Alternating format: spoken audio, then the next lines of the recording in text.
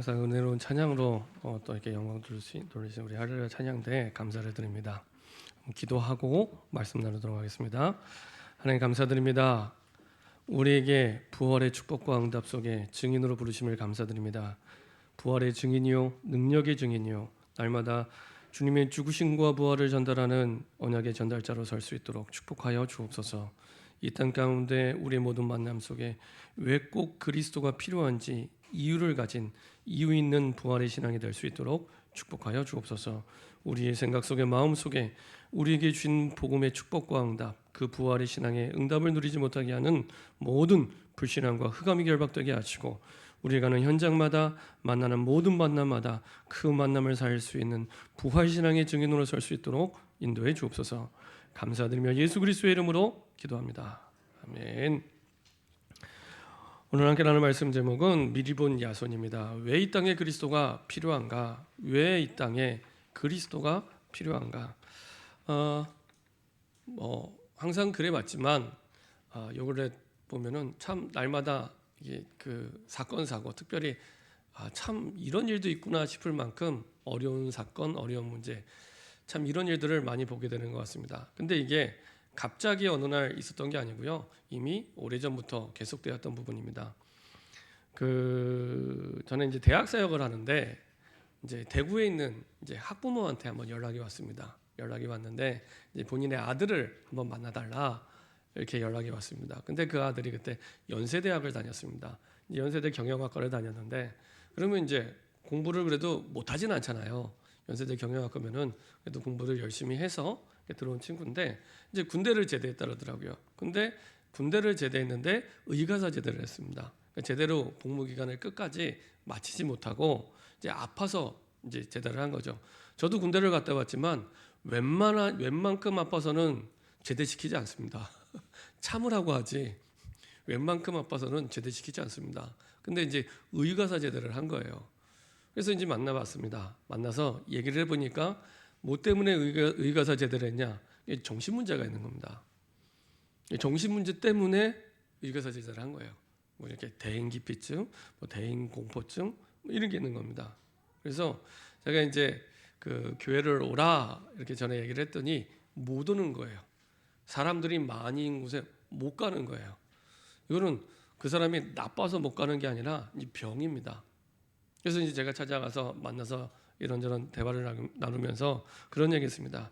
네가 지금 이제 이런 어려운 부분이 있는데 여기서 빠져나가길 원하냐? 그랬더니 빠져나가기 원한대요. 좀 이렇게 잘 살고 싶대요. 좀 이렇게 그래서 자기는 이제 학교를 졸업하면 뭐 좋은 직장에 가는 거, 돈 많이 버는 거, 좋은 집에 사는 거 이거는 자기는 고민하지 않는데요. 그러면서 사람이 많이 모이는 곳에 나도 갈 수 있었으면 좋겠대요. 이렇게 얘기를 하는 거예요. 근데 이 친구는 사실은 말 못할 어려움을 가지고 있거든요. 그래서 거기서 빠져나오는 길이 있다. 들어보겠냐? 들어보겠대요. 그래서 왜 예수를 믿어야 되는지, 그냥 예수 믿으라가 아니라 왜 네가 예수를 믿어야 되는지 얘기를 해줬습니다.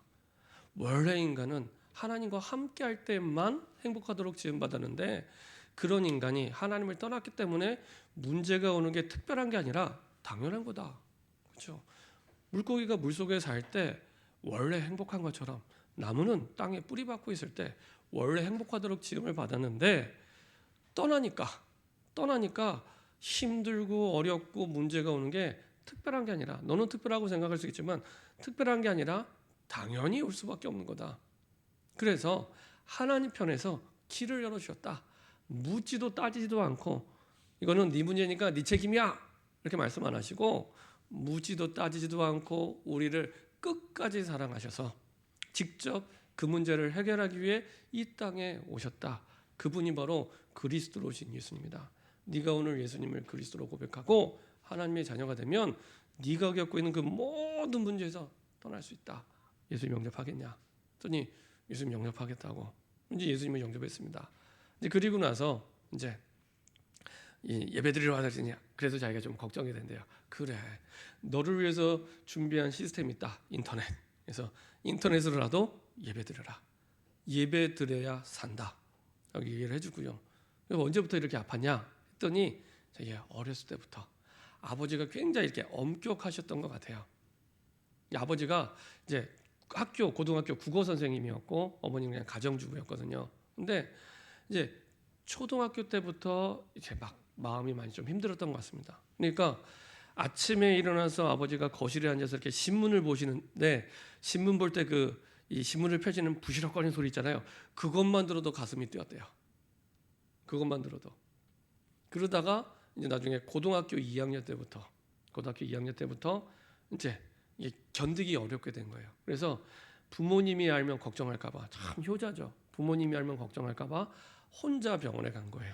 그거 쉽지 않거든요. 뭐 감기 들려서 가는 것도 아니고 이게 정신이 아파서 가는 거잖아요. 지금은 이게 너무 흔한 병이 되다 보니까 뭐 감기 걸린 거랑 비슷할 만큼 환자가 많아졌는데 혼자 병원 간 거예요. 그래서 이제 병원 가니까 어찌어찌해서 이제 참다가 군대를 가는데 이제 더 이상 견디기 어려워진 겁니다. 군대에서.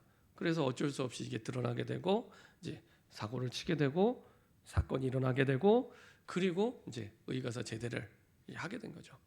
근데 이런 친구가 한두 명이 아닙니다. 굉장히 많습니다.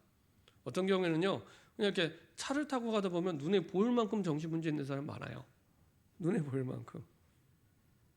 그리고 눈에는 안 보이지만 아무 문제 없는 척, 괜찮은 척, 고민하지 않은 척, 갈등하지 않은 척 꼭 누르고 계신 분들은 훨씬 많습니다. 그래서 통계상으로만 사실은 17%라고 얘기를 하잖아요. 우울증 환자가 통계상으로 잡힌 숫자만 17%입니다. 안 잡힌 이유는 훨씬 많습니다. 사실은 어쩌면은 사실은 이제 움직이는 시한폭탄 같은. 그래서 우리가 요새 뉴스를 보면은 많은 참 상상할 수 없는 문제를 일으키는 사람들이 있는데 이분들이 어느 날 갑자기 욱해서 일으키는 게 아닙니다.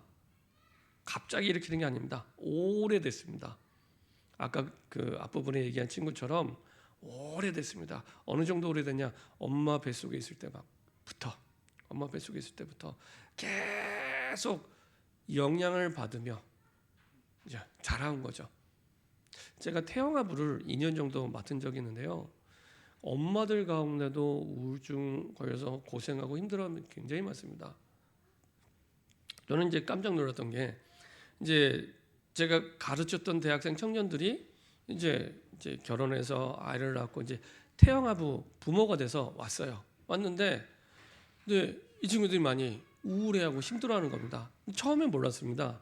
처음엔 몰랐는데 한 명, 두 명 이제 신방을 가고 상담을 하고 얘기를 보니까 많은 거예요. 그래서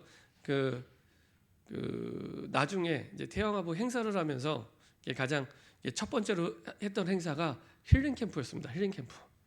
무조건 와서 쉬어라. 와서 할 거 아무것도 없다. 그냥 와서 쉬고 맛있는 거 먹고 푹 쉬다가 그냥 가면 섭섭하니까 이제 자녀 교육 어떻게 할 건지 뭐 자격증 없이 부모가 됐으니까 이제 어떻게 하면 자녀들 제대로 키울 수 있는지 특강 듣고 힘 얻고 그리고 기도 받고 그리고 가라 했더니 한 30명 오더라고요. 막 안 보이던 사람들까지 다 오더라고요. 맛있게 밥 먹고 따뜻한 차 한 잔 마시고 푹 쉬다가 풀밭에서 특강 하나 듣고 그리고 갔습니다. 그렇게만 했는데도 살아나더라고요. 얼마나 힘들었는지. 근데 그 친구들이 불신자가 아닙니다. 교회 처음 나온 새 가족이 아니고요. 교회 어렸을 때부터 다녀온 친구들이고 대학 적임 때 회장도 하고 부회장도 하고 총무도 했던 이런 친구들입니다. 근데요, 그런 친구들도 사실은 많은 어려움 속에 이렇게 있더라고요. 이 친구들도 예배를 매주마다 드리고 한 번도 안 빠지고 예배 드리고 그리고 교회에서 헌신했던 이 친구도 이렇게 힘든데 하물며 불신자들은 하나님 떠나 있는 사람들은 얼마나 힘들겠습니까? 그렇죠? 완전히 방치되는 겁니다. 어쩌면 이렇게 사회적으로 사건이 일어나고 문제가 일어나는 게 당연한 일일 만큼 아무도 사실은 복음을 모르면 아무도 도와줄 수 없으니까요. 그러니까 너무 많이 그런 일들이 일어나게 되죠. 그러면서 그걸 볼 때마다 드는 생각은 한 가지입니다. 이래서 이 땅 가운데 그리스도가 필요하구나. 아무리 생각을 해도 다른 좋은 말을 얘기해 주고 싶어도 그 어떤 것도 답이 되지 않습니다. 그 어떤 것도 죽어 있는 영혼을 살고 이 사람을 온전히 정상적으로 삶을 이끌고 바꿀 수 있는 길은 그리스도밖에 없구나. 다른 좋은 얘기를 해주고 싶어도 답이 되지 않습니다. 어떤 이제 그 법대 교수님이 이제 아내 때문에 힘들어서 상담을 한 겁니다. 학교 안에는 가정학과 교수님한테 상담을 한 거예요. 내가 우리 와이프 때문에 힘들다. 어쩌면 좋겠냐? 좀 많이 우려하는 것 같고 힘들어하는데 어떻게 하면 좋겠냐 했더니 이제 이 가정학과 교수님이 준 답은 뭐냐? 이게 일주일 뒤에 와라 그랬대요. 가 보니까 그 허브 향이 가득한 비누를 이제 수제 비누를 하나 이렇게 만들어 주더랍니다. 선물 주면서 아내한테 갖다 줘라. 이게 아로마 향이 들어간 건데 이게 몸에 좋을 거다라고 주고 끝. 그 가정학과 교수님 권사님이었거든요. 그거 주고 끝입니다. 그 아로마 향이 담긴 비누가 나쁜 건 아닙니다. 뭐 혹시 선물할 있으면 주시면 됩니다. 근데 그게 그 영혼을 살리는 정답이 될 수 없습니다. 만약 그게 정답이 되면 예수 믿을 필요 없습니다. 문제 생길 때마다 아로마 향 비누 계속 갖다 주면 됩니다. 그죠? 아로마 향 비누 계속 갖다 주면 그렇죠? 그게 정답이면. 근데 하나님께서 우리에게 어떤 문제가 와도 정확한 답이 되는 길을 주셨습니다. 그게 바로 그리스도가 되신 예수님. 그래서 그리스도만이 이 땅에 필요한 이유를 하나님이 성경을 통해 약속해 주셨고 사실은 보여주셨고 확인시켜 주셨습니다. 그래서 이것을 미리 보았던 바울은 그런 복음을 전했고 그리고 그런 복음을 듣도록 예비된 남은 자 야손은 그것을 붙잡고 미리 보게 되었습니다. 자, 우리가 지난주에 부활신앙에서 말씀을 나누는데요. 그래서 부활신앙은 그냥 부활하셨구나 그게 아니라 이 땅의 유일한 답입니다. 그렇죠? 이 땅의 유일한 답입니다. 그래서 모든 절대 불가능을 절대 가능으로 바꾸는 유일한 답입니다. 제가 이제 우리 아이들하고 이제 놀다가 자주 노는 방법 가운데 하나가 아이들이 한자를 좋아해요. 그러면 이제 한자를 가지고 배틀을 하자고 합니다. 한자 배틀. 한자 공부하면 되지 왜 배틀을 할까라는 좀 이제 그런 걸 느끼지만 여튼 한자 배틀을 합니다. 그러면 이제 배틀 아시죠? 막 서로 이렇게 싸우는 것처럼 이제 겨루는 겁니다. 그래갖고 뭐 저한테 막 칼 나와라, 뭐 해라, 무슨 불로 불 쏘고 물에 빠지고 이러면서 저를 공격을 해요. 배틀이니까 한자를 가지고 물수하면서 물에 빠져라 막 이러면서 그리고 불화 다 버려라 막 이러면서 그렇게 복음적인 그 배틀은 아닌데 그러다가 제가 갑자기 떠오른 단어가 부활이었습니다. 부활. 이게 다시부 날활이잖아요. 그래서 제가 부활 다시 살아나라 그랬거든요. 그랬더니 또 막 공격을 해요. 그랬더니 부활 또 얘기하고요. 또 막 공격을 해요. 부활 이렇게 했더니 하면서 제가 깨달은 게 이야 이 부활이 이게 완전한 답이구나. 이 부활이 아무리 총으로 불로 물로 죽여도 부활이면 끝이에요. 부활이면 끝이 다시 살아나는 거예요. 세상 사람들은 불사조라고 얘기하지만 막 아무리 때려 죽이고 괴롭히고 힘들게 해도 부활은 지난주 말씀드린 대로 이게 단순히 죽다 살아나는 게 아닙니다. 죽었다 살아나는 사람이 몇 명 있죠. 성경에도 그 사람들은 소생입니다. 부활이 아닙니다. 왜냐하면 그 사람은 나중에 또 죽거든요. 불완전한 육체로 다시 살아난 겁니다. 그래서 부활이라고 얘기하지 않고 소생이라고 얘기를 합니다. 근데 예수님이 부활하신 건 그런 불완전한 육체로 부활한 게 아니라 완전히 하나님 나라에 들어갈 그 부활체로 부활하신 겁니다. 그리고 이렇게 영적인 부활만 얘기하는 것도 아닙니다. 분명한 부활체를 가지고 부활을 한 겁니다. 좀 완전한 부활이죠. 그런 축복 속에 저와 여러분들을 부르는 겁니다. 그래서 세상 사람들은 죽음이 갈라놓는다고 하지만 우리는 죽어도 갈라놓을 수 없는 영원한 영생의 축복 속에 우리를 부르신 겁니다. 그렇죠? 다른 겁니다. 그래서 그 그리스도 안에 있는 하나님의 백성들에게는 죽었다라고 해서 성경은 표현하지 않습니다. 잔다 이렇게 표현하죠. 그래서 예수님이 다시 재림하실 때 잠자는 자들이 다 일어나 사실은 이 부활체를 입고 영원한 하나님의 나라로 들어가게 되죠. 그래서 이 부활신앙은 어마어마한 축복과 응답이 담겨 있습니다. 그래서 부활신앙을 누릴수록 구원의 확신이 분명해집니다. 요한일서 5장 12절에 있는 말씀대로 아들이 있는 자에게 생명이 있고 아들이 없는 자에게 생명이 없느니라. 그렇죠?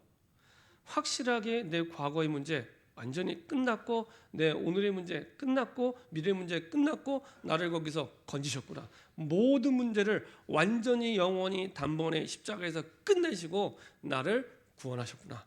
그렇죠? 여기서 확신이 드는 겁니다. 그 속에서 완전히 새로운 생명의 축복을 누리게 됩니다. 고린도후서 5장 17절에 있는 말씀대로 더 이상 과거에 붙잡혀 있지 말고 이전 것은 지나갔으니 과거형입니다. 갔으니 보라 새 것이 되었도다. 하나님이 처음 아담 하와를 만드셨을 때처럼 완전하게 새로운 축복과 응답의 피조물로 우리를 바꾸셨고요. 그 구원의 확신 있는 사람이 예수 이름을 부를 때마다 반드시 그 이름의 능력과 권세가 나타나게 됩니다. 그래서 저는 지난번에 요한복음 17장 11절 12절 볼 때요. 야, 그렇구나. 대통령 이름만 돼도 그 권세가 대단할 텐데, 그렇죠? 제가 사인하는 것과 대통령이 사인하는 건 벌써 다르잖아요, 권세가. 예수님이 사인하는 겁니다. 우리가 예수 이름 부를 때 예수님이 사인하시는 거거든요. 예수 이름 부를 때마다 예수의 그 어마어마한 능력과 권세가 당연히 나타나는구나. 막 어쩌다가 막연하게 가까스로 나타나는 게 아니라 당연히 약속해 주셨기 때문에 우리가 예수 이름 부를 때마다 역사하시겠다고 약속해 주셨기 때문에 어느 정도 권세냐? 하늘과 땅의 권세를 가진 그 권세가 모든 하늘에 있는 것과 땅에 있는 것과 땅에 있는 것을 무릎 꿇게 하신 그 하나님의 능력과 권세가 나타나게 됩니다. 그렇죠? 그리고 이 모든 비밀들을 기도를 통해 누릴 수 있도록 이 천국 열쇠를 우리에게 주셨죠. 그래서 우리가 어떤 확신 가지고 기도하면 되냐? 하나님만이 내 모든 문제를 해결할 수 있는 유일한 분이구나. 그 확신 가지고 기도하시면 됩니다. 그렇죠? 하나님만이. 그게 누가복음 11장 5절부터 13절이요. 누가복음 18장 1절부터 8절입니다. 이 두 본문의 특징은 찾아가는 그 사람만이 내 문제 해결할 수 있는 분이다는 확신을 가지고 있습니다. 그래서 무례한 줄 알고도 친구를 찾아간 겁니다. 무례한 줄 알고 분명히 이 친구는 떡 3덩이를 내게 줄 친구야라는 확신이었기 때문에 무례한 줄 알고도 찾아갔고요. 나중에 누가복음 18장에는 더 극단적인 비유를 써가면서 기도하다가 포기하지 말 것은 기도하다가 절대 포기하지 마라고 말씀하시고 그 이유에 대해서 이제 비유로 말씀한 겁니다. 대부분 기도하다 포기하거든요. 눈에 보이는 응답이 없으면 기도하다가 잊어버립니다. 저도 그럴 때 많았거든요. 근데 예수님이 그런 줄 아시고 기도하다 포기하지 마. 영어 성경 보면 아예 never라는 단어를 쓰면 never, 절대 포기하지 마. 응답 줄 거니까 절대 포기하지 마. 이렇게 말씀하시면서 비유로 하신 게 이 천하의 악질 재판관 그리고 과부의 비유입니다. 그래서 가장 불쌍한 과부가 유대사회에서 가장 악질 재판관을 계속 찾아가는 겁니다. 이 악질 재판관이 진짜 힘들어할 때까지 계속. 그래서 나중에는 이제 불쌍해서가 아니라 귀찮아서 이 과부가 귀찮아서 과부의 소원 들어주거든요. 근데 중요한 건 이 재판관 천하의 악질 재판관을 찾아가는 과부의 마음입니다. 천하의 나쁜 재판관이라 할지라도 이 재판관은 내 한을 풀어줄 수 있어라는 확신을 가졌기 때문에 결코 포기하지 않고 계속 찾아간 겁니다. 그렇죠? 우리가 기도할 때 그런 중심이면 됩니다. 이거는 열심히 기도해라 이 얘기 아닙니다. 이 얘기가 아닙니다. 확실하게 하나님만이 내게 응답 주실 수 있는 유일한 분이다. 그 확신 가지고 기도하는 겁니다. 그러면 됩니다. 그러면은 한 번을 기도해도 제대로 응답받게 되고 바르게 응답을 받게 됩니다. 저는 복음 모를 때 그렇게 생각 안 했습니다. 내가 많이 기도하면 하나님 많이 응답 주시고 내가 적게 기도하면 적게 응답 주시고 기준이 항상 나예요. 하나님은 안중에도 없고 내가 힘드니까 내가 어려우니까 항상 기준이 나. 기도해도 나, 예배드려도 나, 그렇죠? 말씀 들어도 나. 조금만 하나님이 누구인지를 알고 나면 하나님은 우리에게 응답을 주실 수 있는 유일한 분이구나. 그렇죠? 이 진짜 믿으면 사람 찾아가지 않고요. 진짜 믿으면 돈에 의지하지 않고요. 그리고 기도하게 됩니다. 그때 하나님은 당연하게 응답을 주시고 역사하십니다. 그래서 그 응답을 우리에게 주시기 위해 성경대로 죽으시고 성경대로 부활하셔서 우리의 첫 열매가 되셨죠. 그리고 그 부활을 본 제자들은 완전히 변화됐습니다. 그래서 부활의 증인으로 가는 곳마다 얘기를 합니다. 부활의 증인으로 가는 곳마다 부활의 증인으로. 그래서 가는 곳마다 이 초대교회 부활을 보았던 사도들과 증인들은 계속 똑같은 말을 반복합니다. 너희가 십자가에 못 박은 그 예수가 우리의 주와 그리스도가 되셨도다. 그 예수님이 죽으셨다가 부활하셨다. 너도 부활하신 예수님을 그리스도로 믿으면 하나님의 자녀가 되고 인도받게 된다. 그리고 유대인들이 그렇게 기다리던 그 메시아, 그 그리스도가 바로 너희들이 십자가에 못 박은 그 예수다. 그 예수님이 성경대로 죽으시고 성경대로 부활하셨다. 이거를요 꼭 앵무새처럼 계속 반복해서 얘기합니다. 지난주에 말씀드려도 둘 중에 하나죠. 미쳤든지 진짜 그 말이 맞든지. 네요. 물론 미치긴 미쳤죠. 복음에 미쳤지만 진짜 그 말이 맞았던 겁니다. 그래서 거기에 대한 분명한 말씀의 증거를 붙잡고 가는 곳마다 부활의 증인으로, 그리고 그것 때문에 능력의 증인으로, 그것 때문에 하나님의 역사를 체험하는 응답의 주인공으로 하나님이 서게 하셨습니다. 자, 그런 흐름 속에 하나님이 누구를 만나게 하셨냐? 오늘 데살로니가 지역의 야손을 만나게 하신 겁니다. 그래서 하나님 그 현장을 살리기 위한, 데살로니가 지역을 살리기 위한 제자로 꽁꽁 숨겨놨다가 왜 데살로니가 땅에 그리스도가 필요한지 거기에 대한 이유를 분명히 말해줄 수 있는, 증인으로 전달해줄 수 있는 사람이 나타났을 때 딱 드러나게 하죠. 그래서 하나님이 미리 준비한 제자 야손입니다. 특별히 데살로니가 지역은 어떤 지역이냐면 아마 지난주에 우리 주일학교 학생들은 사도행전 16장에 루디아에 대해서 아마 말씀을 배웠을 겁니다. 마게도냐 첫 성은 빌립보 지역이고요. 마게도냐의 수도는 데살로니가 지역입니다. 예를 들면은 경기도라는 지역의 수도가 수원이잖아요. 도청 소재의 수원인데 그런 수원 같은 도시가 데살로니가 지역입니다. 그러니까 이 마게도냐라는 큰 지역을 살리는데 가장 중심이 되는 지역이 데살로니가 지역입니다. 그 가운데 그 현장을 살 제자를 이미 영세전부터 만세전부터 계획하셨다가 준비하셨는데 그게 누구였냐? 야손이었습니다. 그래서 야손을 통해 하나님의 구원과 그리고 치유와 치료의 응답을 하나님은 그 지역에 허락해 주시고요. 사실은 중심 지역이다 보니까 고대 무역 도시라든지 중심 도시는 다 비슷합니다. 사람들이 많이 오다 보니까 우상 숭배가 만연하고 사실은 많이 타락되어 있는 현장이기도 합니다. 근데 그런 현장 속에 하나님의 구원과 치유의 축복과 응답을 전달해 주었던 언약의 전달자가 야손이었습니다. 그 데살로니가 사람이었고요. 그리고 바울이 2차 선교 여행 때 잠시 3주 머물렀던 집이죠. 어떤 데는 2년 동안 머물기도 하고 어떤 데는 이 데살로니가 지역처럼 3주 동안 머물게 됩니다. 왜 기간이 다르냐? 처음 바울이 그리스도를 고백하고 하나님의 자녀가 됐을 때 바울을 죽이겠다고 결세대가 조직이 됩니다. 얼마나 그 배신감을 느꼈든지 바울을 죽이겠다고 결세대가 조직이 돼서 내가 저놈 바울을 죽이지 않고는 내가 먹지도 마시지도 않겠다. 이런 이 사람들이 팀이 된 겁니다. 그래서 계속 바울이 선교여행을 할 때마다, 전도여행을 할 때마다 쫓아다니는 겁니다. 그 사람들을 피해서 어떤 지역에는 3주 동안 있기도 하고 어떤 지역에는 2년 동안 있기도 하고 지역이 조금씩 기간이 조금씩 다르죠. 중요한 것은 그 지역에 들어갈 때마다 그냥 들어간 게 아니라 자기의 관례대로, 이전 성경 버전에게는 자기의 규례대로 들어갑니다. 그 말은 이 한 지역 데살로니가 전체를 복음하기 위해서 내가 만약에 3주를 머물게 되면 내가 뭘 해야 될까에 대한 하나님의 계획과 그림을 가지고 있었습니다. 그냥 쫓겨서, 사실 쫓기고 있었거든요. 쫓겨서 내가 그냥 가는 게 아니라 거기에는 반드시 하나님의 전도자에 가는 그 발걸음 속에는 하나님의 분명한 계획과 이유가 있기 때문에 그 기간 동안에 내가 어떻게 하면은 이 지역 전체를 복음화할 수 있을까? 그게 하나님의 뜻이니까 거기에 대한 분명한 계획과 이유를 가지고 있었습니다. 우리가 사도행전 16장을 보지 않았지만 사실은 이제 2차 전도 여행을 시작하면서 사도행전 16장에 이 마게도냐 첫 성 빌립보 지역을 갈 때는 처음부터 규례가 있지는 않았습니다. 처음에는 하나님의 주신 말씀을 따라서 이제 성령 인도를 받은 거죠.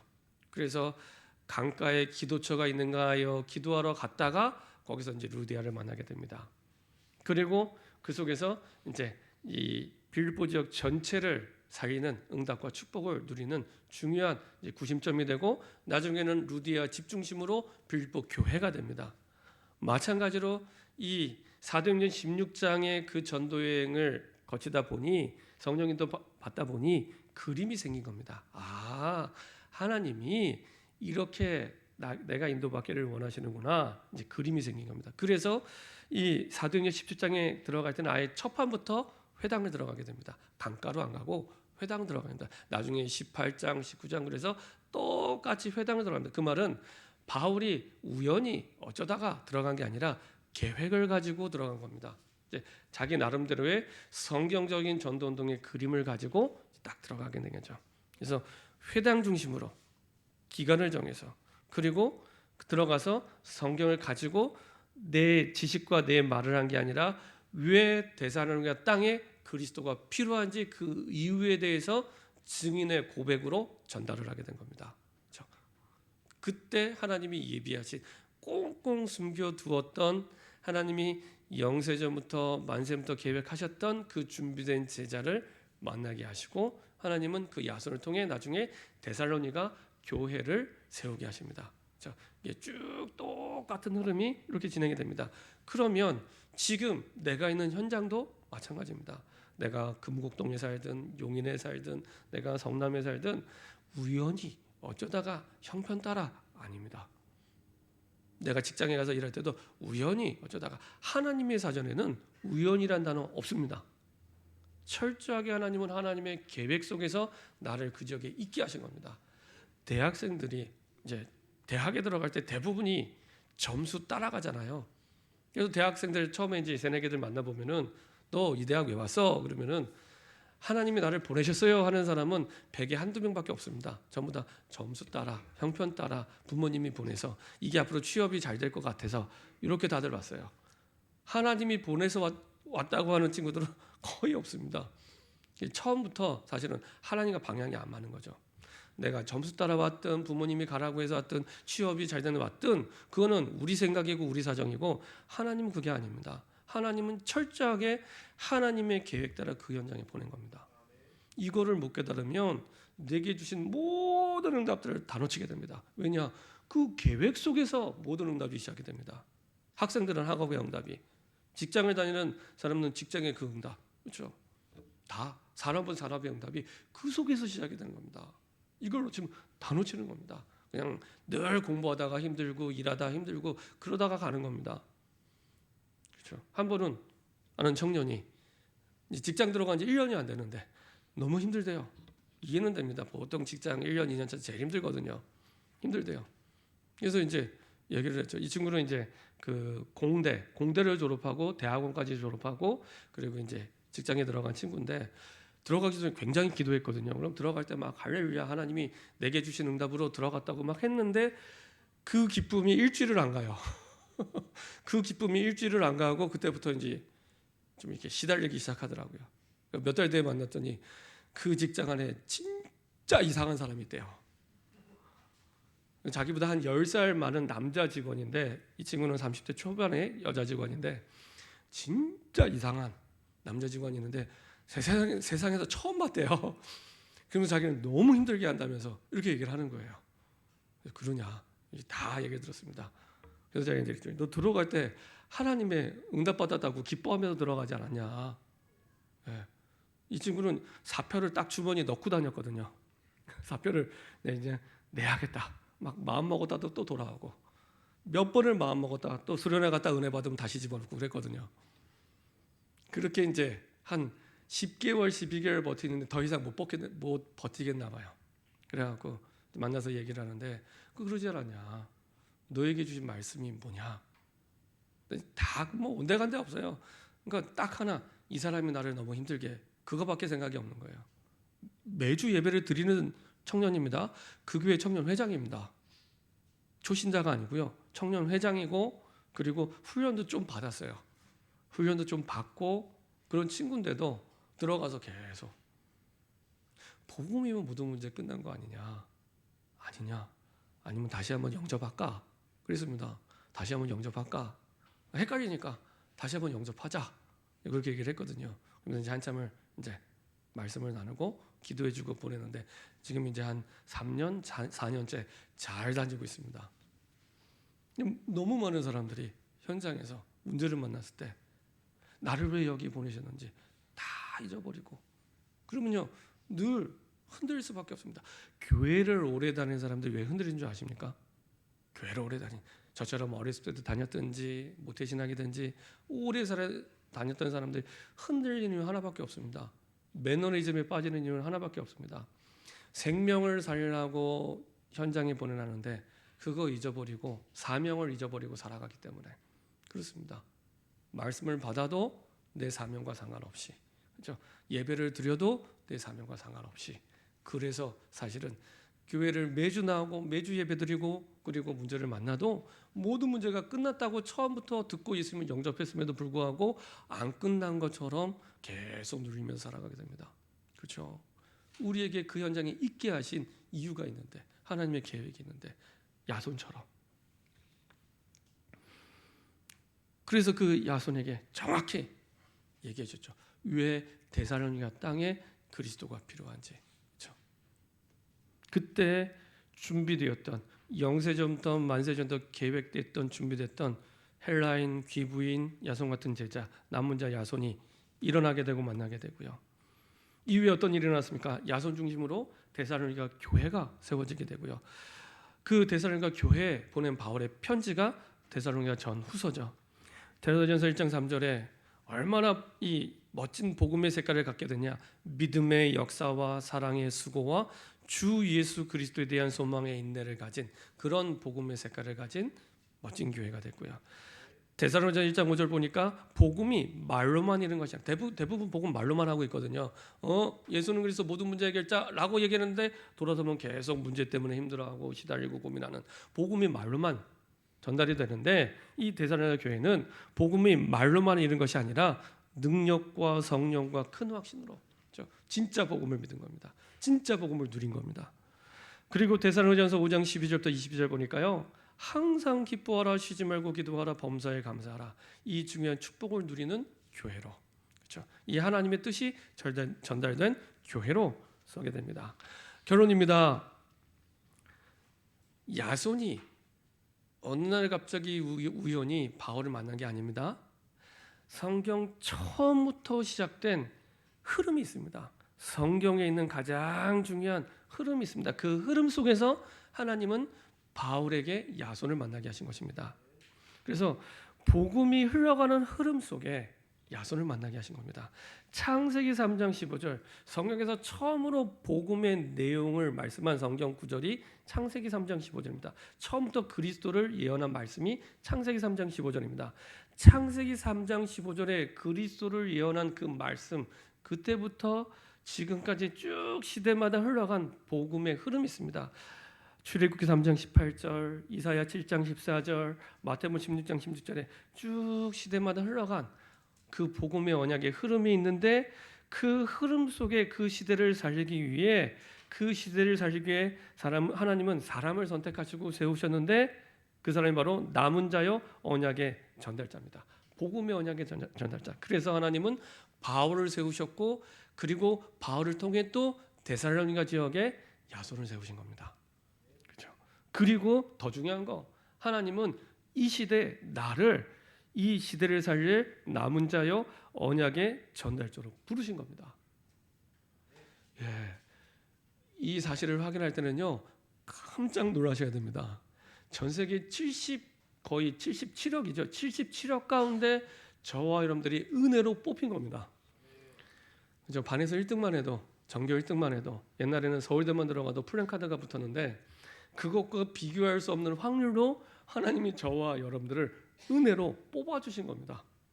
이 시대를 살릴 남은 자로 정확한 시대를 살 수 있는 유일한 길인 그 복음을 전달할 언약의 전달자로 뽑아주신 겁니다. 감사하죠. 진짜 감사하죠. 그 흐름 속에 하나님은 야손을 만나게 하셨고 저와 여러분들을 세우신 겁니다. 이게 저와 여러분들의 정체성입니다. 정체성입니다. 내가 누구냐라고 할 때 이 시대 창세기 때부터 시작된 그 어마어마한 복음의 흐름, 한 시대를 바꾸고 세웠던 그 복음의 흐름의 그 도도한 흐름 속에 하나님 이 시대 나를 그런 주인공으로 세우셨고 부르셨구나. 사실은 그 부르심으로 끝입니다. 예수님이 베드로를 부르셨을 때 우리가 볼 때 베드로는 전도자가 아닙니다. 너무 형편없어서 너무 형편없는 사람이었습니다. 베드로는 모든 면에서. 근데 그거는 아무 상관없습니다. 예수님이 부르심으로 끝입니다. 그렇죠? 내가 너희를 사람 낚는 어부가 되게 하리라라고 말씀하면서 부르심으로 사실은 베드로의 인생은 끝난 겁니다. 끝까지 책임지시고 그 말씀 따라 사람 낚는 어부가 되게 하시죠. 수없이 흔들렸습니다. 괜찮습니다. 그거 흔들린다고 언약이 흔들리지 않습니다. 예수님이 베드로에게 준 언약이 흔들리지 않습니다. 그렇죠? 대부분 다 착각합니다. 내가 흔들리면 내게 주신 말씀도 흔들리는 것처럼 그런 법이 없습니다. 그런 적도 없습니다. 그렇죠? 나는 흔들려도 내게 주신 말씀은 흔들리지 않습니다. 나는 힘들어도 내게 주신 복음은 힘들어하지 않는다니까요. 나는 못해도 내게 완전한 말씀을 주신 하나님은 전능하십니다. 흔들림 없이 하나님은 하나님의 언약대로 바꿔가시고 세우시고 인도하십니다. 처음 부르심 따라, 처음 내게 준 따라 그 언약을 확신하지 못하는 게 진짜 문제지 그 어떤 나를 흔드는 문제도 문제 아닙니다.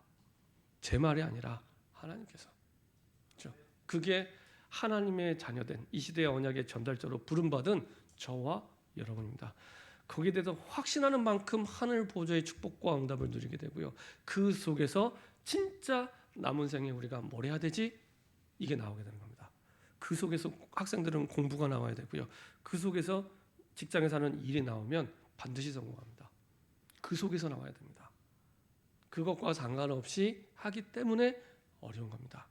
그래서 하나님이 이 시대를 두고 나를 어떻게 불러주는 그 부르심의 이유와 확신 가지고 특별히 제목대로 왜 내가 선 이 땅에 하나님 나를 선교사로 불러주셨는데 그렇죠? 저는 목회자 선교사, 여러분들은 평신도 선교사 그렇습니다. 내가 선 땅에 하나님 나를 선교사로 불러주셨는데 이 땅에 이 지역에 이 직장에 왜 그리스도가 필요한가? 이유 있는 복음을 붙잡고 이유 있는 복음의 언약을 붙잡고 응답받고 누리는 저와 여러분 되길 소원합니다. 바울처럼 이 땅에 필요한 분명한 이유 있는 그리스도를 증인의 고백으로 전달할 수 있는 저와 여러분 되기를 소원합니다. 기도하겠습니다.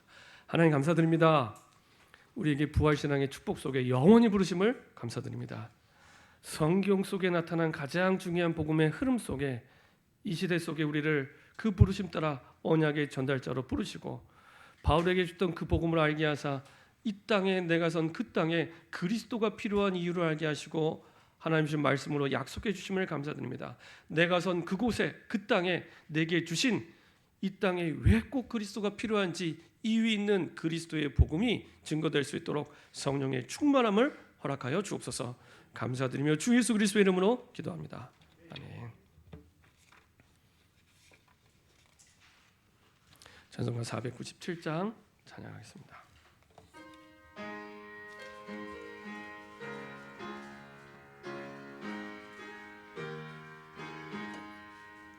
주 예수 넓은 사랑 그 크신 은혜를 나 힘써 전파함은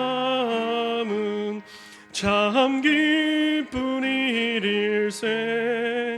주 예수 복된 말씀 생명과 진리요 내 맘의 갈급함을 다 채워주시네.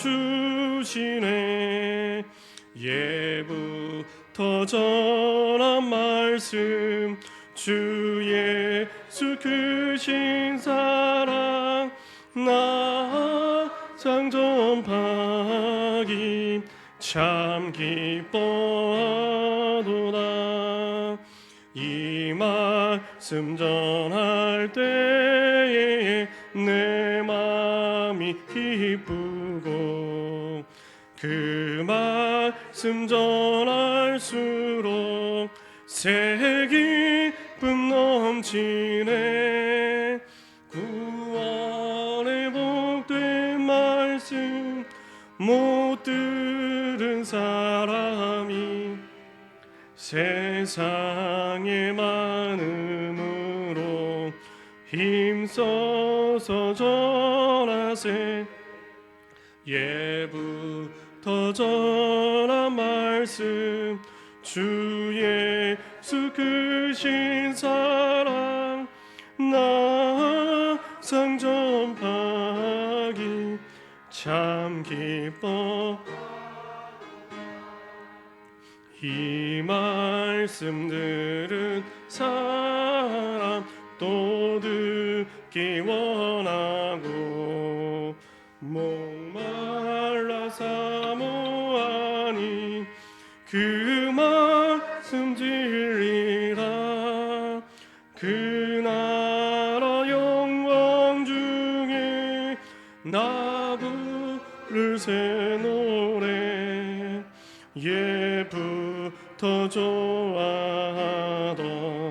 이 말씀뿐일세. 예부터 좋아한 말씀 주 예수 크신 사랑 나상 전파하기 참 기뻐하도다. 주님 감사합니다.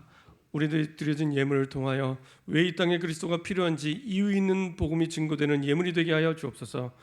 이유 있는 복음이 증거될 남은 자와 언약의 전달자를 세우는 축복의 예물, 제자의 예물, 전도자의 예물이 될 수 있도록 인도하여 주옵소서. 감사드리며 주 예수 그리스도의 이름으로 기도합니다. 아멘.